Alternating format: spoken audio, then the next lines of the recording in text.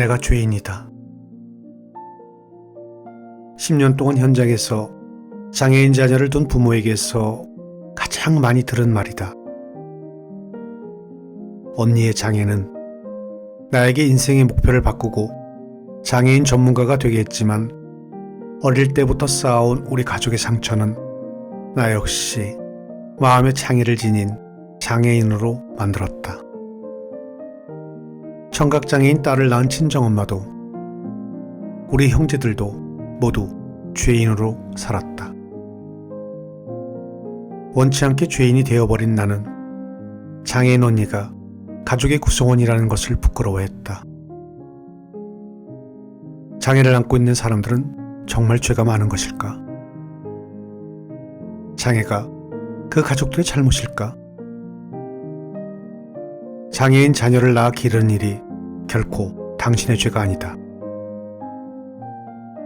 이제는 그들이 마음의 짐을 내려놓을 수 있도록 우리가 도와야 할 때다. 지금껏 언니에게 미안함을 말하지 못한 나는 이제 한마디를 남긴다. 언니, 정말 미안해. 안녕하십니까? 책엔 깜씨입니다.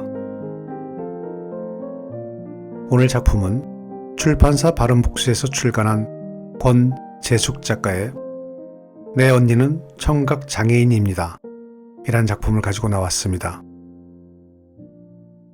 작가는 가족 중에 장애인이 있다는 것만으로 차별받았던 일을 생각하면 할수록 억울했던 순간들이나 힘들었던 기억들이 떠올라 글을 쓰는 내내 눈물이 나고 화가 났다고 합니다. 또한 언니를 부끄러워했다는 사실을 글로써 용서를 구하는 고백이 고스란히 담겨져 있습니다. 지금은 장애인 고용공단에서 직업평가사와 재활상담학과 교수로 재직 중인 작가는 이 글을 통해 장애인이라고 차별받고 배려받지 못한 일들을 가감없이 알려 장애에 대한 인식 변화가 이루어지길 바라며 더욱 이 세상의 모든 장애인과 소수자가 행복한 사회가 되기를 바라는 마음이라고 합니다. 자, 그럼 이 시간을 통해 장애인에 대한 인식의 변화가 희망적이길 바라면서 본문의 몇 부분을 낭독하도록 하겠습니다. 오늘도 끝까지 저와 함께 해주십시오.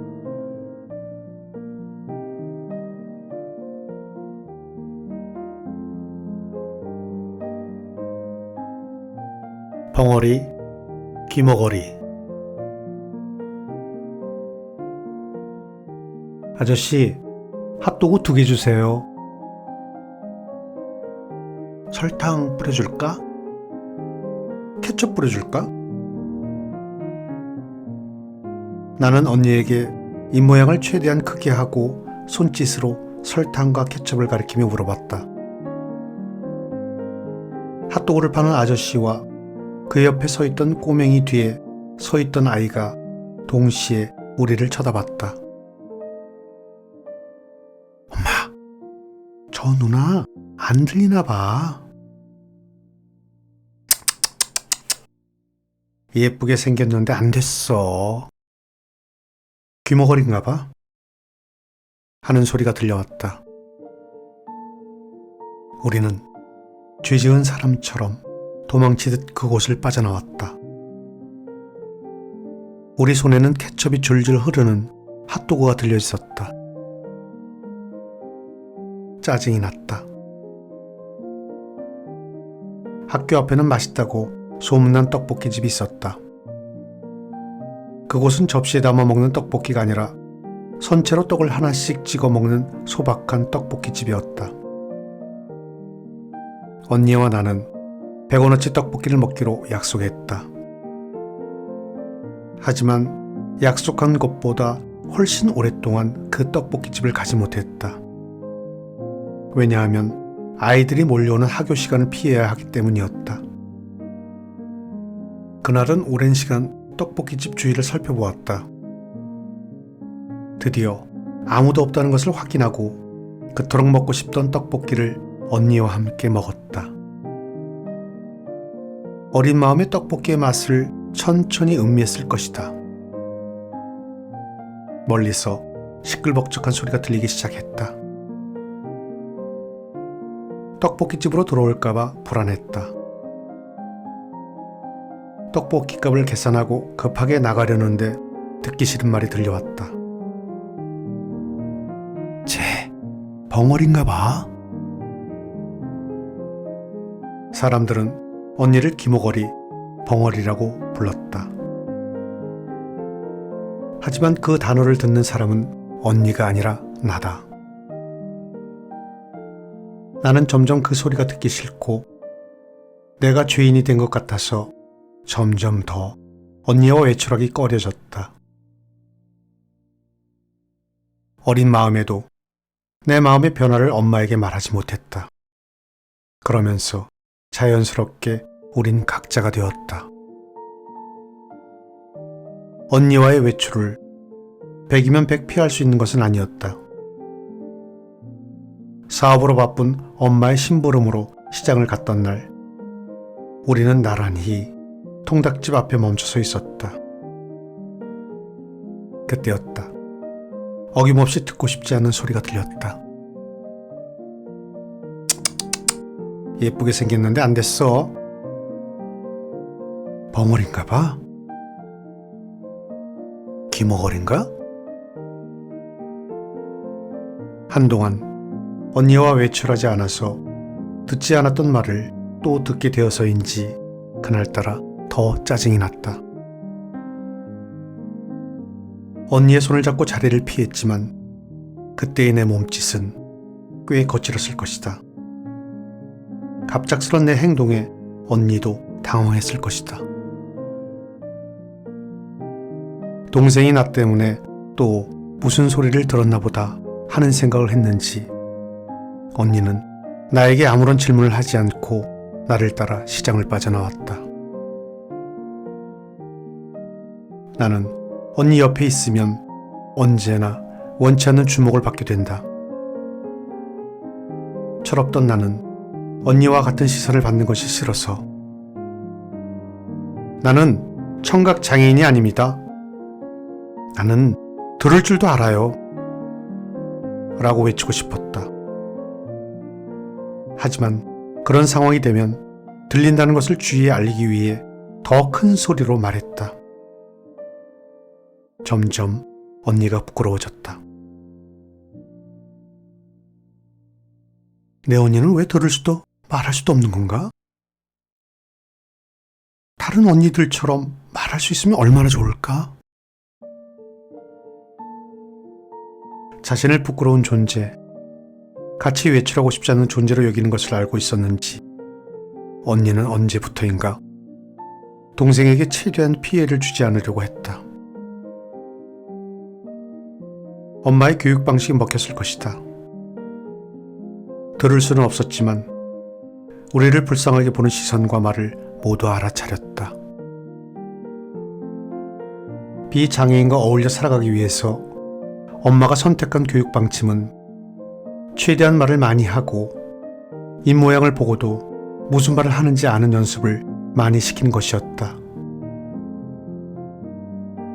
그 당시에 보통 사람들은 청각장애인에 대한 지식과 경험이 없고 청각장애인 딸이 세상에서 살아가는데 조금이나마 도움이 되려면 눈치가 빨라야 한다고 생각했던 것 같다. 엄마의 계획대로 언니는 눈치가 빠르고 정확하진 않지만 사람의 입모양을 보면 무슨 말을 하는지 알아맞혔다. 나는 지금도 핫도그를 사 먹지 못한다. 언니를 부끄러워했던 죄책감 때문이다. 핫도그를 볼 때마다 남들의 눈을 피해 다니던 외출, 그때마다 부끄러워했던 나, 남들의 눈을 의식하지 않고 소꿉놀이도 하고 예쁜 수첩, 연필 구경도 해야 하는데 언니와 함께한 기억이 거의 없다. 그때부터 언니에게 미안한 마음을 지금까지 키워왔던 것 같다. 나는 앞으로도 핫도그를 쉽게 사 먹지 못할 것이다. 그 시절로 돌아간다면 언니를 부끄러워했던 나에게 미안해하지 말라고 말해주고 싶다. 나는 아직 아이였고 세상은 장애인들에게 지금보다 더 혹독했을 뿐이다. 지금은 언니를 절대 부끄러워하지 않는 동생이라고 말해주고 싶다. 하지만 지금도 용기가 없어서 언니에게 솔직히 말한 적 없다.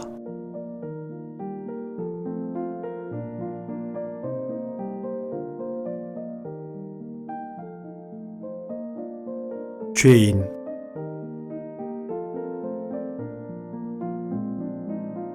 내가 죄를 많이 지었나 보다. 전생에 무슨 죄를 많이 지어서. 엄마를 생각하면 자동으로 떠오르는 문장이다. 죄로 시작되어서 죄로 마무리되는 엄마의 한풀이다. 엄마는 언니에게 당신이 해줄 수 있는 것은 모두 해주는 것으로 그 죄를 씻는다고 생각하셨던 것 같다. 엄마의 죄인 코스프레는 언니의 학교에서 가장 강력해졌다. 엄마는 학교에만 가면 허리를 펴지 못하고 굽신굽신했다. 선생님, 잘 부탁드립니다. 뭔가를 크게 잘못한 사람처럼 행동하셨지만 나는 언니 학교만 가면 나를 알아보는 사람이 없고 손짓으로 대화를 해도 남들의 시선을 의식하지 않아서 오히려 편안했다. 학교는 엄마에게 죄를 인정하는 곳이었지만 나는 편안하고 자연스러운 공간이었다. 내가 언니를 가졌을 때 무리해서 그런 것 같다. 임신했을 때 아빠와 심하게 싸운 적이 있는데 그것 때문인 것 같다. 라고 하시는 등 의학적으로 밝혀지지 않는 여러 이유를 말하면서 언니의 청각장애가 오로지 당신의 잘못이라고 생각하셨다. 언니의 학교에 가면 엄마와 똑같은 말을 하는 또 다른 엄마를 만난다. 내가 죄인이라고. 죄인이라면 나쁜 짓을 한 사람인데 어린 내가 보기엔 그분들은 나쁜 짓을 하지 않았다. 하지만 그곳에 모인 사람들은 자신을 스스로 죄인으로 여겼다. 1980년, 그때는 장애인이 세상에 나와 다른 사람을 불편하게 하면 안 되니까 집에만 있어야 한다는 의식이 있었다. 헬렌 켈러보다 더 똑똑한 우리 언니.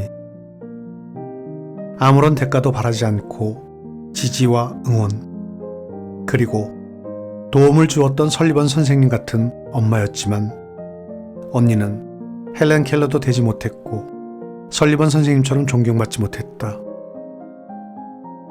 왜냐하면 엄마는 엄마 말대로 죄인이기 때문이고 우리 가족은 전생에 죄를 많이 지은 집안이기 때문이다. 언니가 헬렌 켈러처럼 대학 교육을 받고 엄마가 설리번 선생님처럼 존경받으려면 비행기를 타고 미국으로 가야 하는 걸까?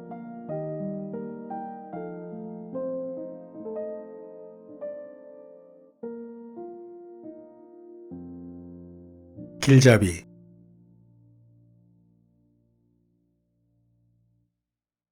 공부를 잘하는 학생, 못하는 학생, 일을 잘하는 사람, 그렇지 못한 사람, 회사에 합격한 사람, 불합격한 사람, 장애인, 비장애인으로 굳이 나누지 않아도 되는데 편리상 구분을 한다. 입시의 결과를 예측하기 위해 내신 등급을 나누어야 하고 회사 성과를 내기 위해 성과로 사람을 나누고 우리는 끊임없이 뭔가를 나누고 구분짓는다. 정, 반, 이분법으로 구분한다면 모든 사람은 정에 속하기를 희망할 것이다. 자신은 반에 소속되어 남들이 신경 쓰지 않는 게 더 편하다고 말하는 사람도 있겠지만 반에 들어간다고 저절로 적응되는 건 아닐 것이다. 오히려 정을 그리워하며 생활할 수도 있다. 청각장애인 언니와 50년을 살면서 장애인에 대한 세상의 차별과 시선, 나쁜 장면들을 자주 보고 겪었다. 물론 언니가 받은 고통에 비할 수는 없지만 어느 정도까지 힘들고 고통스러운지는 짐작할 수 있다. 최근 엄마가 뇌경색으로 병원에 다닌다. 누구보다 건강했던 엄마였다. 지금은 힘들게 하는 남편도 없고 말썽 부리는 자식도 없으며 노후를 편안하게 살면 되는데 몸이 아파진 것이다. 엄마도 이젠 늙어가시는 중이다. 응급병동에 입원한 열흘간 간호를 하면서 수많은 환자들을 만났다.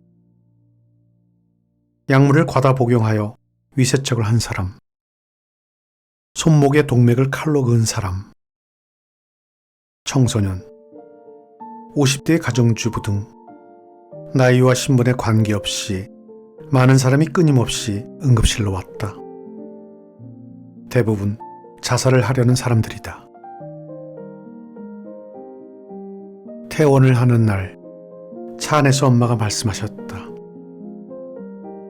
지금은 장애인에 대한 인식이 많이 바뀌었지만 옛날에는 인간 취급도 못 받았다. 인간 취급도 못 받은 언니를 낳은 죄로 장애인의 심정으로 살아왔다고 말씀하셨다. 세상에 누구도 장애인이 되고 싶은 사람은 없으니까 죄인으로 살았던 엄마도 억울했을 것이다. 예기치 않은 사고와 질병은 항상 우리 곁에 있고 우리도 갑자기 장애인으로 등록될 수 있다. 서류상으로 장애인이 등록되지 않더라도 응급실에서 만난 사람들처럼 모두 마음의 장애를 안고 살아간다.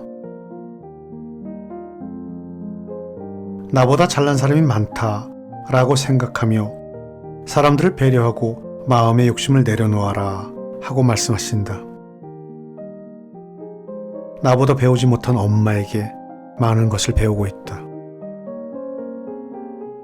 세상을 살아가다 힘든 일이 생기면 어른들에게 물어보는 것이 의사에게 상담하는 것보다 더 좋을 때가 있다. 그런 어른들도 노인이 된다. 눈이 안 보일 수도, 귀가 안 들릴 수도 있고, 걸음걸이가 불편해지고, 말하는 것이 어눌해지고, 점점 기억을 잃어버린다. 나이가 든다는 것은 장애가 가까워지는 것이다. 그렇게 생각하면 장애인에 대한 인식, 그들을 향한 시선이 달라질 것이다. 우리 모두가 편안하게 살아갈 수 있는 세상이 되기를 희망해 본다.